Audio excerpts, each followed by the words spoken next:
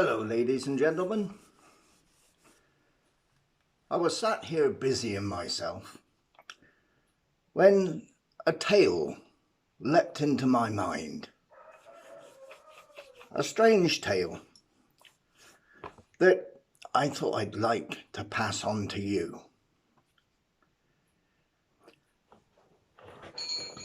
In Penzance, if you're ever lucky enough to walk through the streets of Penzance, you will see at the top of the hill there's a very large building. Now that building is very beautifully made. It's got a huge dome on top, and did you know it has 4 clocks, 4 on each side of the building. Also, it has 4 pillars. Now those 4 pillars, I reckon, represent the 4 seasons.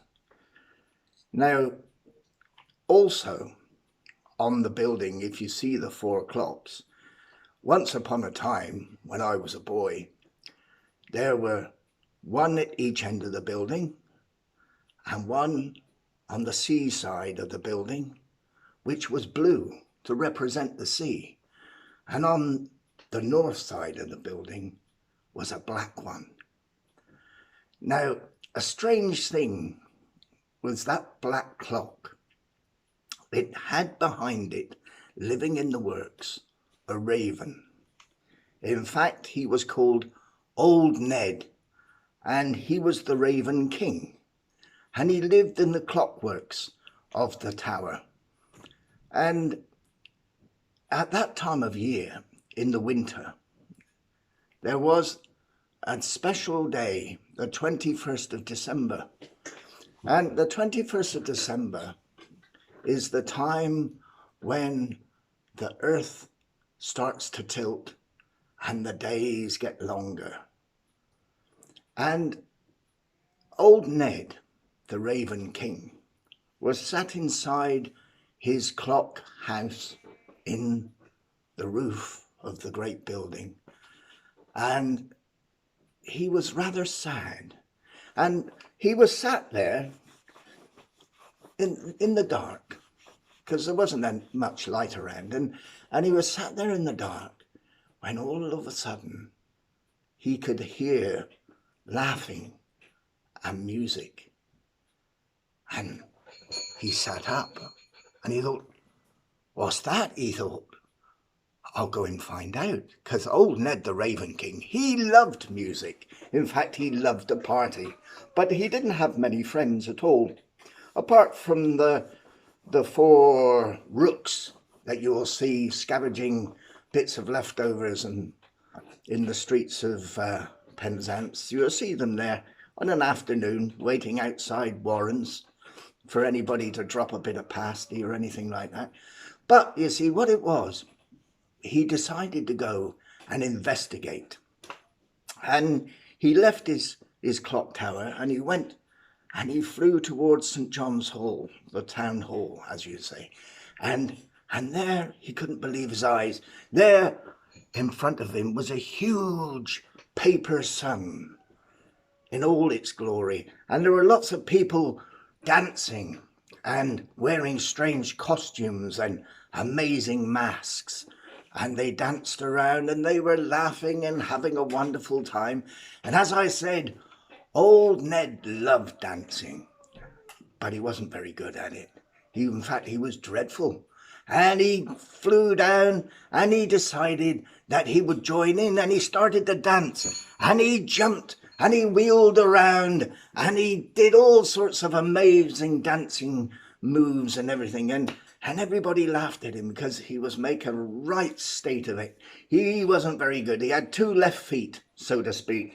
And he was dancing away there when all of a sudden, out of all the dancers, one of the best dancers, the most graceful, beautiful, slender dancer, she took pity on Old Ned and she decided to go and give him a hand. So she started dancing to show him the way, and she moved so gracefully like a willow in the wind, and Old Ned decided that he would follow her and copy her steps.